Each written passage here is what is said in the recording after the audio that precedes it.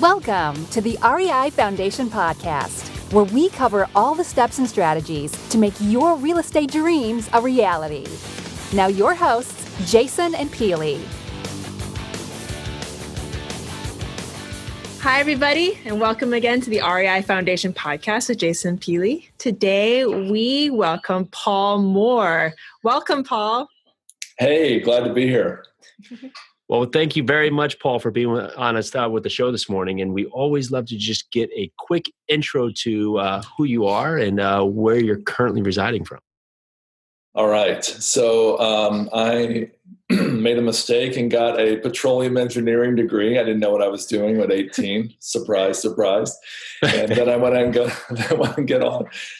and got an MBA from The Ohio State University. I went to Ford Motor Company for about 5 years in Detroit. But I had an entrepreneurial fire, so I quit that wonderful job and started a staffing firm with a partner of mine. We ran that for about 5 years. I was finalist for Entrepreneur of the Year in Michigan for a couple years straight. We sold that company to a publicly traded firm in '97. We moved to the Blue Ridge Mountains of Virginia. We were kind of reacting against living right by the city of Detroit. And we moved way out on top of a mountain in the Blue Ridge Mountains on 120 acres. And we had 4 kids. We've been married a little over 30 years, and we're still in the Blue Ridge Mountains, but we're closer to town now. I've been doing real estate, sales and development and all types of investing for the last 17 years. And boy, has it been an education, one I would not want to repeat. Wow. So how did you initially get started in real estate? So a friend of mine and I decided that we'd never heard the term house flipping in the year 2000. I don't think it was even a thing yet. But we decided we wanted to buy a house to fix up. So we went to the courthouse steps on December 20th, 2000 on an icy day. We were the only people who showed up here, and they put a house out that was worth easily $65,000. We looked in the windows. It looked like it, just needed a little cleanup and paint. And they put it out at $32,000, I think. So we bought it and we sold it the first day on the market for, I think, $64,000. Wow. And we thought, wow, we made a $24,000 profit at the end of the day here after holding costs and everything. And this will be easy. Let's do 2 of these a week. And, yeah, that didn't ever pan out. We lost money on our next 2 deals through overconfidence. Of course. So I guess just to go on that trail, how do you talk to people just starting out in this business about, getting into their first deal and about overconfidence or lack thereof? Well, I guess kudos for you for taking that action and just getting into it. Yeah. But on that same part, it took you a minute after that to figure out that, it doesn't always just hail cash. Right. Yeah. That's right. So, we did have to take action. We had to be bold enough. We actually, a little funny nuance to that first story, we actually did not take a cashier's check along with us because we were so committed to not bidding. We just wanted to see what the process was like. And we told the auctioneer, since we were the only people there, we knew, there's no way she's going to let us go get a cashier's check on this icy day and come back and meet her again in half an hour. But she actually did. She said, I'm actually hungry. She said, I'm going to lunch. And I might just be back by here in half an hour. So it was great. Nice. Yeah, I don't underestimate the cost of repairs would be my advice to me as a home flipper in 2000, but also in 2014, 14 years later, still made mistakes like that, still lost money on a deal. I did this with my son. I've done it with friends. People bring me this amazing house deal, and it's so easy to think it's worth $140,000 fixed up. I can buy it for $100. There's so little to do. I can almost tell you that just what I just said just now, it's probably not going to be profitable at that level. And you'd think, how could it not be? It only needs these few things. Well, yeah, wait till you find out the sewer line is broken and you need to invest an extra $3,000. Or wait till you fail some inspection, and wait till you get the list of fixes you want from the buyer and pay the real estate commission, and you know the rest. So for a home flipper, I like to see, maybe purchasing the property for about 65 or no more than 70% of the final value less the repairs. So in other words, if it's $100,000 final value, I wouldn't want to pay over $70,000 for it, less repairs. So if I think the repairs are going to be $10,000, it'd be 70 minus 10 or 60,000. One thing I did learn along the way is the incredible importance of home staging. And everybody who's watched HGTV knows this, but I can tell you in real practical, powerful ways, we were able to get literally up to $50,000 per house more when we staged homes, and we sold them faster. That's great. It's very true. It's very, very true. We actually have a home coming up that it's all switch lights in all the bedrooms. So there's actually you have to plug in lights for all the bedrooms, and we have to stage it. Yeah, there's no way we're not going. Yeah, there's no way we're not going to stage it because it's just in a desirable area, great schools. It's a higher price point area, and it's just expected. So yeah, that's a great point for listeners. So give us some steps along the way. I mean, how did you basically learn what to do? Did you have mentors along the way? Were you reading books? Where did you gain this knowledge along with the confidence you guys already had coming into it just to get out there and do it? Well, we had a few mentors along the way, but I mean, I should have mentioned in my bio at the beginning what I'm doing now. I didn't mention that. I'm actually, I've written a couple books on real estate investing, including one called The Perfect Investment. Kind of an arrogant title, huh? That's great. And, it's a perfect title. Yeah. Thank you.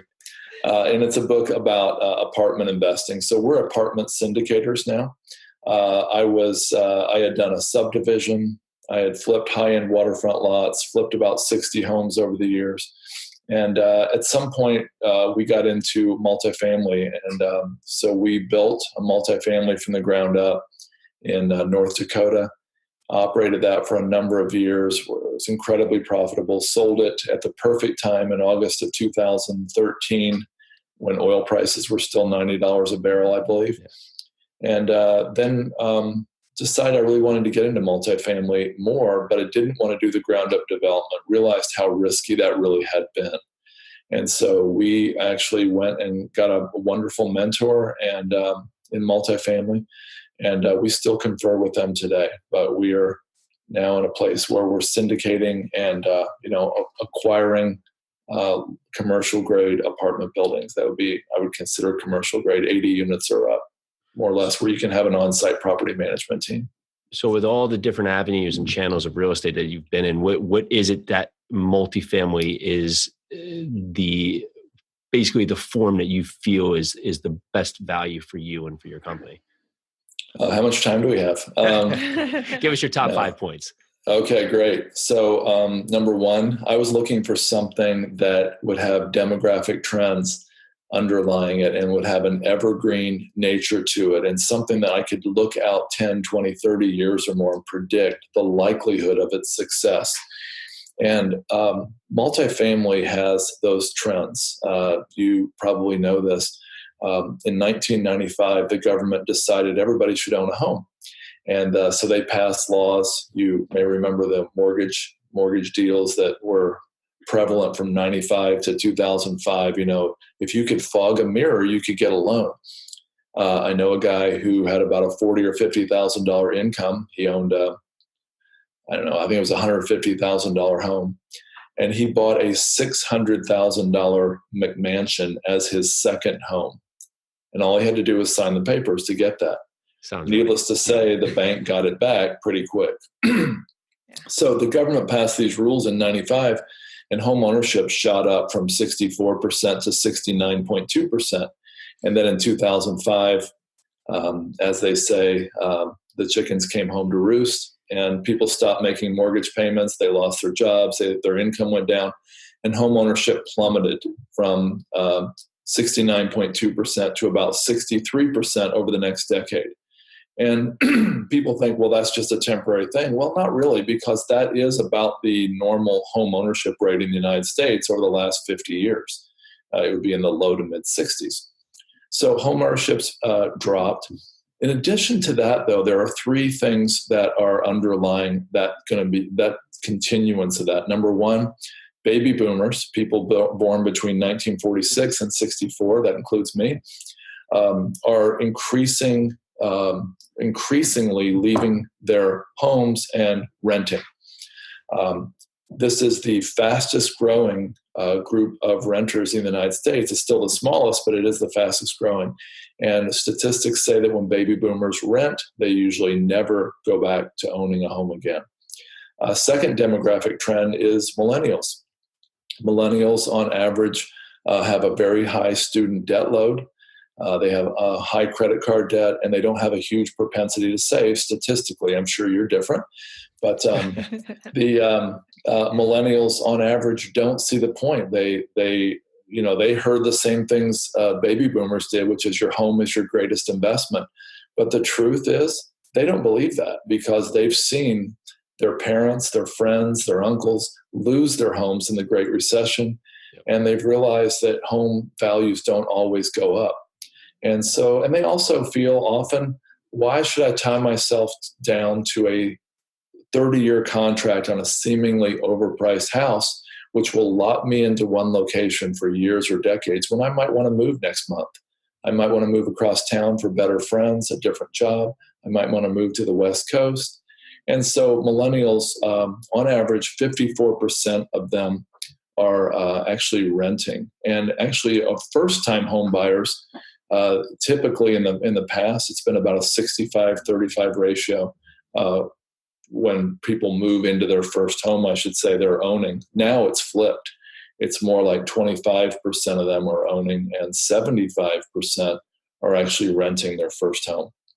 The third trend underlying this is immigration. Immigration continues to play an increasing role in the U.S. economy and demographics, and immigrants on average rent more than owning. So I was looking at these demographic trends, and I was also smarting from losing money. I have a podcast called How to Lose Money. And great title. Yeah. So we talk with entrepreneurs and investors about mistakes they've made. And every really successful entrepreneur or investor that I've spoken to has made big mistakes. And I had too. And so I was smarting from that. I didn't want to do any more ground up development. I didn't want to do any more risk taking. I didn't want to gamble with my money, and I sure didn't want to with my investors' money. So that's why I decided to get into Class B, value add, syndicated apartment real estate. That's a long answer, but there you go. No, it's great. Great. So much information. You're basically focusing on Class B. Why not C? Why not A? Mm-hmm. So we just really think that, C is, as long as something, like we would buy a C property if it could be upgraded to at least a B minus property and it was in a B or B plus or better location. But generally we find that the Class B apartments, especially those built in the 70s and 80s when there was a lot built, are a great fit for doing value add, for increasing the rents, for increasing the quality of the tenant base, which gives us returns in the forms of, number one, cash yield, number two, appreciation, and of course, principal pay down. A C property, or especially a lower C property, often provide a better cash yield, maybe 15% a year instead of 8%. But there's very little, if any, appreciation because no matter what you do to a C property, in some cases, you're not the tenants are only going to be able to afford a certain amount. So even if you went in and put granite countertops and hardwood flooring and everything else, that tenant, because of the area that the property's in and because of the surrounding community, they're still going to say, look, I can only afford $500 a month. So that's why I don't want to do a C. An A, in a similar way, but different, you have to often pay top dollar for that property, and the appreciation opportunities are limited, and the value add opportunities are very limited as well for an A property in many cases. So we really like B minus B. That's great. Nice. Yeah, that's a great point. Just like house flipping, you can only improve to what the area will warrant. So if you have all from like a countertops throughout the neighborhood and you're putting in marble, you're probably not going to get that return. It's the same thing for apartments. You can upgrade. You want to make great units, but you're just going to upgrade to what the market can allow and what they can afford. Right. So for your apartment investing, you've chosen a route of syndication. Maybe you can just give a quick overview about what syndication is from a high level and why you're choosing to go this direction. Okay, so syndication would be pulling together a lot of investors' funds into one large group and then going in as a group and purchasing a property. One of the reasons I like syndication is that it gives us as a syndicator access to a lot more funds, of course. But for the investor, it's a great benefit because the investors are actually co-owners of the property.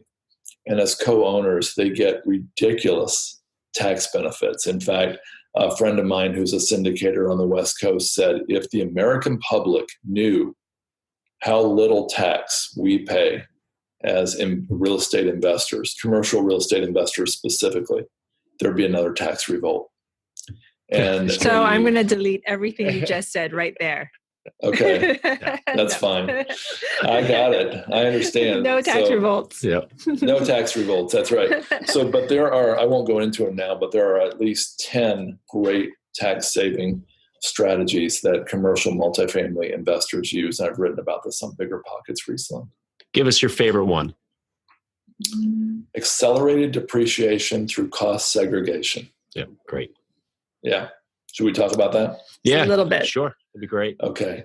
So typically when a commercial building is depreciated, it's on a straight line. The default, I should say, is a straight line 27.5-year or 39-year straight line depreciation. But there are all kinds of elements in the building like carpet, appliances, countertops, even the wiring and the light switches and the lights and the outside, the pavement, the parking lot stripes, the landscaping, and 100 other things, doors, windows. Those things can be depreciated on a 5, 7, or 15-year basis. By doing a cost segregation study, you can actually accelerate the depreciation on all those items, which is, sometimes 25, 30% of the cost of a building. You can accelerate into those 5 or 7 or 15-year buckets instead of the longer term 27.5 or 39. And therefore, syndication investors often, I'm not a tax planner, nor do I play one on TV, but often they find that they are able to get a cash yield of say 5, 6, 7, 8, 10%, but they get a negative number on their K1, on their taxes, year in and year out for about, let's say, 5 years or more. And so it's really a great tax planning, tax saving strategy, and it's real. That's awesome. Yep. Nice. We love it. We've done it with our property, and it's something that just through listening and through learning, you find all these different advantages to multifamilies, and I'm continually surprised about new opportunities you can put together with multifamily investing. Right. So what significant impact is your business dealing with right now? What do you think you're working on currently? So I think one of the greatest challenges right now in the multifamily world, and that's for everybody, is finding a deal that makes sense. And so we've experienced a very, very long dry spell. And the reason is we're all in our 50s. We've made mistakes in the past. We've had to tell our families or our investors sorry a few times, not many. But those few times were so painful, we don't want to do it again. So we're being super conservative. We're not willing to overpay for an asset. And so that means we're being outbid regularly by people who are willing to overpay. And it's just not going to be us. So that's the biggest challenge we're having right now, is finding assets that make sense for us and our investors. Is there certain parameters you'd like to fall in when you're looking at an investment? Just initial point, is there an actual buy-in cap, or an actual cash on cash you're looking to have from day one going into the property that makes this an investment you're going to look further into? Yeah, so we want to be able to operate the property in the first year at least a 6 or 6.5% cap rate. So that would be a 6 or 6.5% return on investment before the debt. That gives the investors typically at least a 5% return on year one. There's all kinds of math involved in that. It's not as simple as I made it sound. But so we like that. Now, if the property is currently at, say, 4% cap, we used to eliminate those right away, but not anymore, because we realized, for example, on the property we're acquiring right now, we were able to go in and study the water bills, the water and sewer. It's not something you necessarily do up front on some properties, but we did. And we found out that they were spending about 110% more than they should have on their water and sewer, about $60,000 a year. So we figured out where the problems were in part, and we believe by submetering all the units and submetering the common areas at this property, we're going to be able to isolate the leaks. When we isolate the leaks, we're going to be able to save that, and we're going to be passing these greatly reduced water bills on to our tenants. We're already paying a flat rate anyway. That's amazing. So we're going to be able to almost immediately improve the cap rate on this property up into even better than where we were we would want as a minimum. That's great. And in terms of per unit cost, is there a per unit cost for submetering that you're looking at right now? No. We generally just look at the net operating income, the cap rate in the market. There are $50,000 units that would not work for us, and there's $100,000 units that would work. Oh, I'm sorry. Maybe I'll rephrase that question. So in terms of submetering the units for water. I'm sorry. Yeah. What is it costing you per unit to do this? Our bid on that is $480 per unit to submeter. That's a little on the high side. Yep. And we're actually going to go ahead and put in programmable thermostats, which actually work together with the submetering. And that's another $60 per unit. So for about $540 a unit, we plan to spend $70,000 or $75,000 on this property. We expect to get a $60,000 water savings the first year, and then more in the future because of some other nuances with the thermostats. So the return on investment of that value add, if you want to call it a value add, is about 80%, 85% in year one, right? Wow. So, and that's why I love Class B, because if you can make a meaningful improvement that drives an increased ROI on a small window or a number of small windows of your property, then you can take the blended average ROI on the property as a whole and drive it up. And so by making a number of changes like the submetering there, we expect the ROI to go up from where it is now in the, say, 5% range up to closer to an 8 or 9% range in just a few years. Yeah, it's incredible. Nice. And that's just from doing your homework. Yeah. It's looking further into the property. So many times people search just for the revenue generators, but one of the biggest proponents is to find the elements of expenses that are not being efficiently managed. And that's great. Right. So it's huge. In regards to the water savings approach there, was this an all owners paid property and now you're going to be billing back, the tenants will be paying each of these, or was this currently that it was being billed back to the tenants? So right now the owners are paying all the bills, not electricity, but the water, sewer, pests, and trash. But they're charging the tenants a $59 flat fee.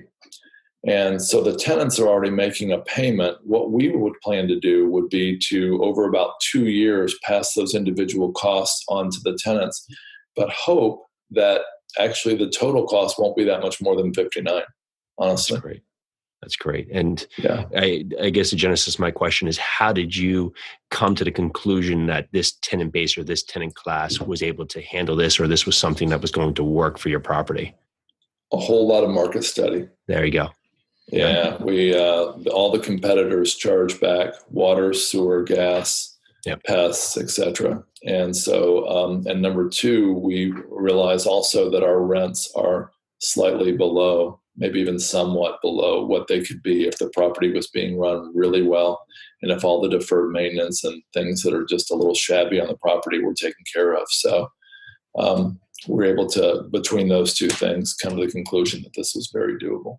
Yeah, it's an amazing point. You just have to know what your market will warrant, what your competitors are doing, and that's going to basically predicate you. If someone else, if the entire rest of the market is allowing pets and getting pet fees and every other point from there, and you're not allowing pets, well, you're missing out on a revenue generator just from day one. So yeah, that's awesome. And that's another one for this property, in fact.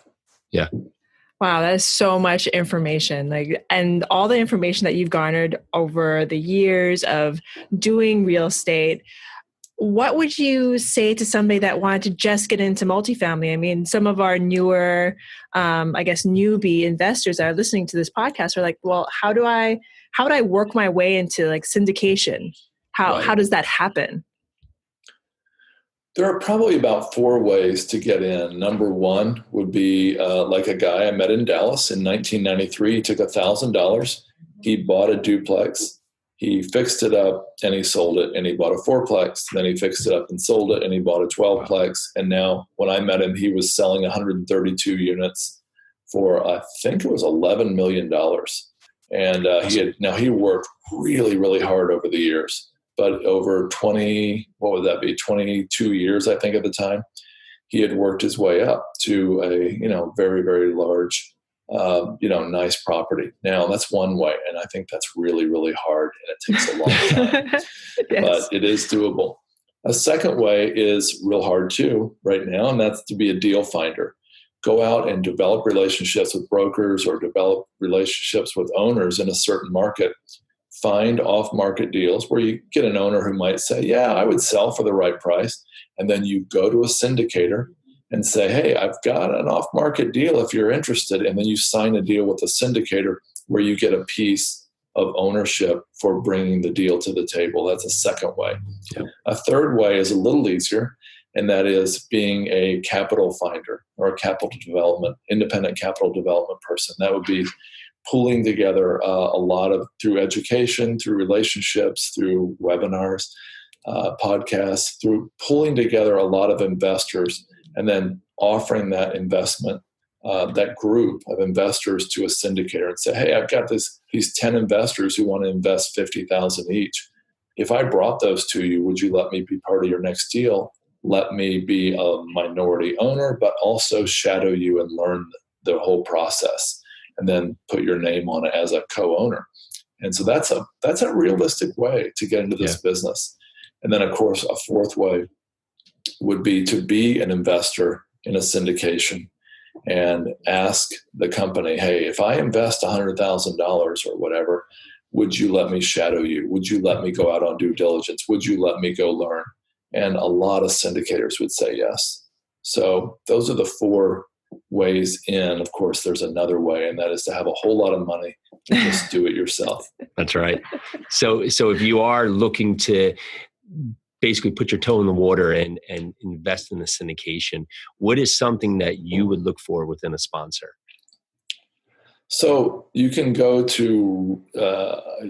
online and read about crowdfunding companies, and these crowdfunding sites, apparently vet the sponsors pretty well. I've heard some really good stories about that. People that are doing really well. I've heard a few that weren't so positive recently. So I think it's good to vet the crowdfunding company and the sponsor. As far as the sponsor, you're going to want to ask for references. You're going to want to check them out on Google. You're going to want to do a criminal background check. You're going to want to check with the SEC.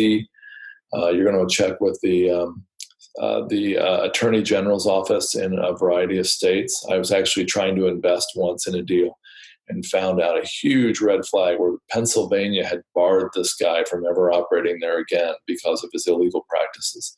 Oh, wow. And anyway, but you're going to look for all that. Look, ask for criminal, check their criminal background. Just ask a lot of questions and follow your gut too.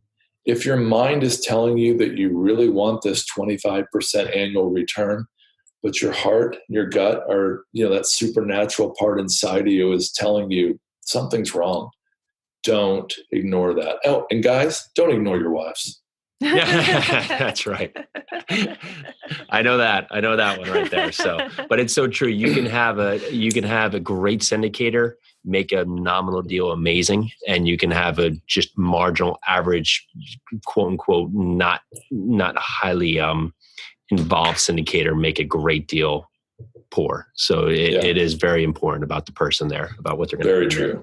Yeah. You've had such a full spectrum of real estate. If you've had your ups and downs, and for people that are on this journey, what is a point that you could point out to people that you would think is a great learning lesson you've had to help people, I guess, surpass the curve? Mm-hmm. This applies to a lot of things in life. In my personal life, I am all about swinging for the fences. I love to really invest in my family. I love to invest in relationships. I talk very loudly to strangers. I really want to care about people. But as far as investing, I don't want to swing for the fences anymore. I used to believe in the double or nothing thing. Hey, let's double our money in a year. And you do that long enough. And, the problem with that is the law of risk and return is commonly believed. Low risk, low return, high risk, high return. We want to believe that because as entrepreneurs and investors, we're often optimists. The truth is it's low risk, low return, high risk, high potential return. Okay. And that also means high potential loss. Yeah. And so I think swinging for the fences has probably been the worst thing I did in my earlier years that I have corrected. And now I really want to be much more careful with my investing. Paul Samuelson was the first Nobel Prize winner in economics from the US. And he said, investing should be much like watching grass grow or watching paint dry. If you really want excitement, take $800 and go to Vegas. That's great. Yeah. That's right. So you've spoken about just a lot of what you're doing. What is the why? What is your why behind all of this? Yeah. So I have a number of whys, but that would include my family, my friends. I'm sorry, guys. Are you seeing me still? Okay, yep. Great. Yes. My screen just blinked. Is that a word?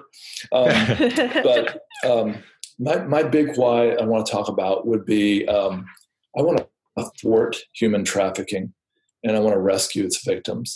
If I was alive in the 1840s or 50s, I want to believe, and I do believe, that I would have taken action to really oppose slavery. If I would have been an adult in the 50s and 60s in America, I would have done everything I could to oppose the civil injustice that was happening in America. But it's happening again right now. I don't know if you know this, but if you took the record profits of Nike, General Motors, Starbucks, and Apple, the record year profits, combine them together and double that number, that's the approximate annual revenue from human trafficking worldwide. Wow. It is huge. It's modern day slavery, and it's got to stop. So we are investing, my family and my company are investing a significant part of our profits into thwarting human trafficking, and also to go to that extra mile to rescue its victims. We are aware of some nonprofit organizations, some ministries out in Kansas City, for example, who are doing an amazing job rescuing women and bringing them healing and health. And it's just something that I'm really passionate about. Do you have a few organizations or groups that you'd like to highlight? Yeah, one is called Exodus Cry, and they made an amazing documentary that's very troubling, actually, called Nefarious, or you could say Nefarious. And I highly recommend their film. I think it might be on Netflix, but it's well worth watching. It completely opened my eyes to this whole area of human trafficking.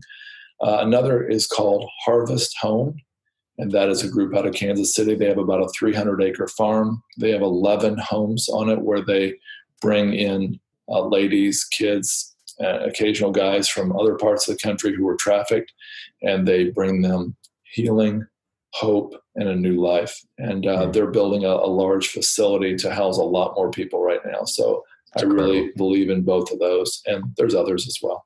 Oh, that is incredible. I mean, that's why we get into this. I mean, how else but to help? Yeah, that's amazing. You think about freedom of time and freedom of your own, but thank you for that. That's great. Yeah, you bet. So going forward with where you're at today, do you have a 2 or 5 year plan out there for your multifamily strategy? Yeah, the problem is it's partly depending on the market. I mean, if it continues to tighten the way it has, which I don't think anybody thinks it will, but it could happen. If it continues the way it is, we will continue to buy very, very sparingly. If it drops into a free fall, which I don't think anybody thinks it will either, we would probably sit back and wait a little bit and start picking up deeply discounted assets from banks later. However, if it does what we expect, which would be to contract a little bit and get to the point where sellers can admit that they missed the top of the market, but they still want to sell, we'll be sparingly, looking to acquire about 2 to 3, at most 4 assets per year in selected markets. That's great. What makes a market stand out for you? We have a 24-point litmus test for markets, and we go through those. It would include net population migration, being positive into the market. It would include a diverse job base, a growing job base, low unemployment, not tied to one industry like Detroit was. New apartments being built, but not too many so that it's overbuilt. All kinds of variables like that is what we're looking for. That's great. Thank you. Thank you. Well, what steps would you give somebody new to real estate, that some actionable steps that they can take today before the end of the day, right now? Get educated. I didn't mention that. I guess this is a 5th way to get into syndication, and that would be to find a good mentor. There are all kinds of good mentors out there. I don't know if you all do that. But find somebody who's willing to bring you along, train you, and spin you off into doing your own deals. And so I highly believe in that. I know of an online video mentoring program that's as inexpensive as $1,000. I also know of other ones that are as high as $25,000. But I'd highly recommend that if you're serious about real estate, get some sort of training and mentoring. That's great. Thank you. And you have a book out on apartment investing, correct? Yeah, I do. What's the name of the book? It's The Perfect Investment. We said Create multi-generational wealth from the shift to multifamily housing. Love it. And we'll have a link to that book and how you can pick it up in our show notes. I guess before we leave you, that we have 2 more questions. What are some words that you live by? Oh, that's a tough one. I already mentioned this. Don't swing for the fences. And I really have a very, my faith is my most important thing in my life. So I live, I really try to live and base my life around the Bible, and everything that God would teach would be, what I would really want to live by, and what I do try to live by.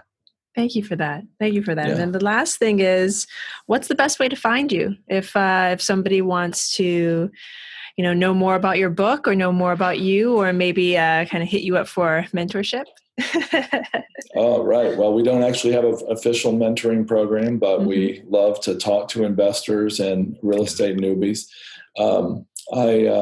I think they can just find me at my website, wellingscapital.com. That's WELLINGS capital.com. Or they can reach out to me via my email, paul@wellingscapital.com. And then Paul also mentioned that he's on Bigger Pockets and he writes for them pretty regularly.